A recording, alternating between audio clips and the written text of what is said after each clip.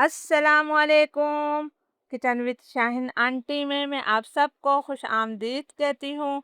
आज मैं अपने किचन में बहुत ज़्यादा खुशबूदार खिला खिला देगी आलू पुलाव बना रही हूँ। बहुत ही मज़े का ये पुलाव बनता है, तो आप लोग ज़रूर इस रेसिपी को ट्राई कीजिएगा। इसके लिए मैंने आधा किलो यानी कि 500 ग्राम आलू लिए हैं। इन्हें बड़े टुकड़ों में काट कर पानी में रखा है। 500 ग्राम आधा किलो ही मैंने बासमती चावल लिए हैं। चावलों को मैं 2 से 3 दफ़ा धोने के बाद आधे घंटे के लिए भिगो दूंगी। अगर कप से देखा जाए तो इस कप से नाप कर मैंने 2 कप चावल लिए हैं। ये मेरा 250 ग्राम का बड़ा कप है। तो चलिए इस मज़ेदार रेसिपी को बनाना शुरू करते हैं। देगी आलू पुलाव बनाने के लिए अब हम इसका एक स्पेशल मसाला बनाएंगे। 2 इंच अदरक के टुकड़े को मैंने छोटे टुकड़ों में काट कर ग्राइंडर जार में डाल दिया है। 8-10 मैंने देसी लहसुन की कलियां ली हैं, ये भी हमने डाल दी हैं। 5 में इसके अंदर तेज़ वाली हरी मिर्चें शामिल कर रही हूँ। हरी मिर्चें आप अपने टेस्ट के मुताबिक ले सकते हैं। थोड़ी सी मैंने इसके अंदर जवतरी शामिल करी है। एक में इसके अंदर बादियान का फूल डाल देती हूँ। 1 खाने का चम्मच मैंने इसके अंदर साबुत धनिया शामिल किया है। 1 खाने का चम्मच ही मैं इसके अंदर सौंफ शामिल कर रही हूँ। बहुत ही खुशबूदार यह मसाला होता है। थोड़ा हमने पानी डाल दिया है। अब मैं इसका पेस्ट बना लेती हूँ। पेस्ट हमारा तैयार है। बहुत ही लजीज आलू का पुलाव बनाने के लिए मैंने आधा कप तेल लिया है। तेल को मैं गरम कर लेती हूँ। तेल गरम हो गया है। 2 दरमियाने साइज़ की प्याज को मैंने बारीक स्लाइस करके शामिल कर दिया है।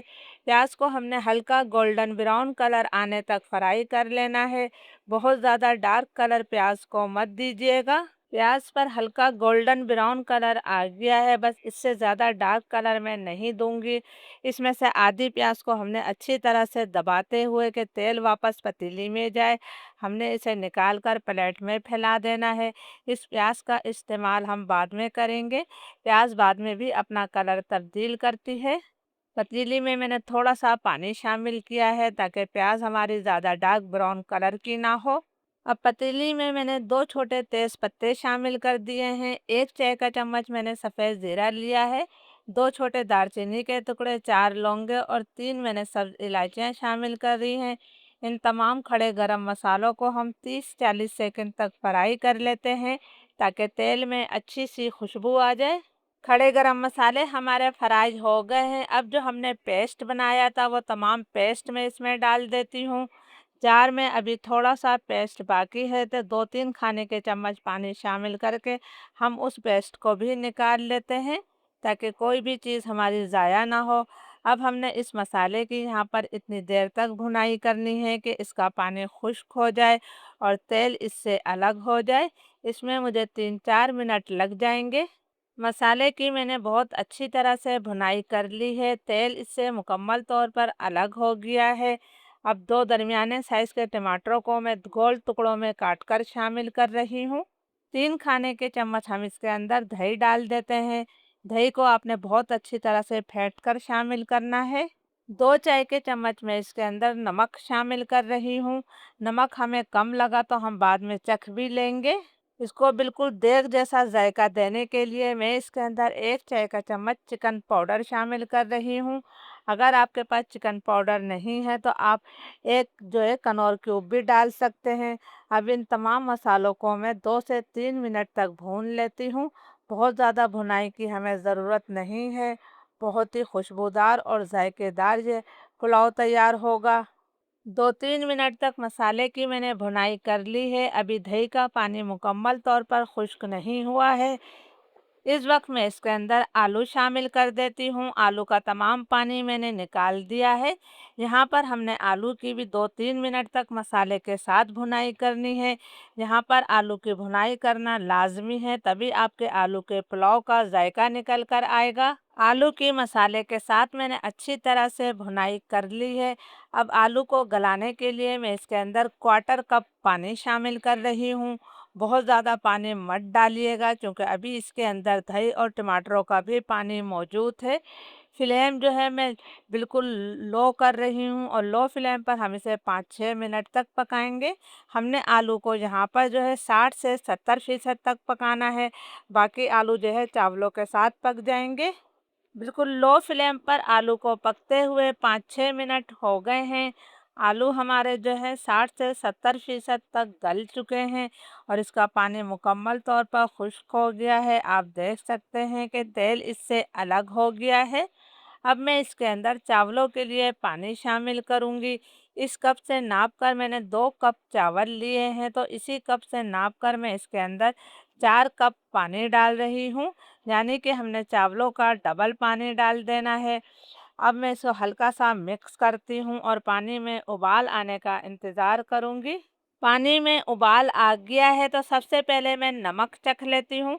पानी में नमक मामूली सा तेज़ होना चाहिए, तभी आपके चावलों में नमक बिल्कुल परफेक्ट रहेगा। मुझे नमक इसमें थोड़ा कम लग रहा है तो मैंने आधा चाय का चम्मच नमक और शामिल किया है। आधा चाय का चम्मच मैंने घर का पिसा हुआ गरम मसाला पाउडर डाला है। 4 मैंने हरी मिर्चें डाल दी हैं और थोड़ा-सा हम इसके अंदर हरा धनिया भी शामिल कर देते हैं। अगर आपके पास पुदीना हो तो आपने थोड़ा पुदीना भी डाल देना है। इन तमाम चीज़ों को मैं अच्छी तरह से मिक्स कर लेती हूँ।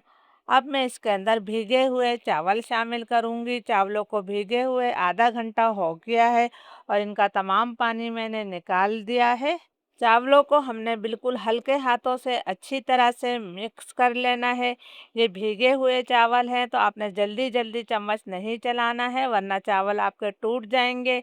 हाई फ्लेम पर मैं इसे ढककर जो है 5-6 मिनट तक पकाऊँगी, ताकि इसका ज़्यादातर पानी खुश्क हो जाए।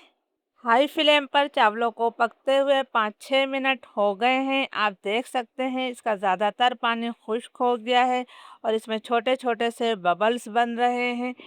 अब हम ये देगी पुलाव बना रहे हैं तो मैं इसके अंदर थोड़ा-सा ऑरेंज फूड कलर शामिल करूँगी।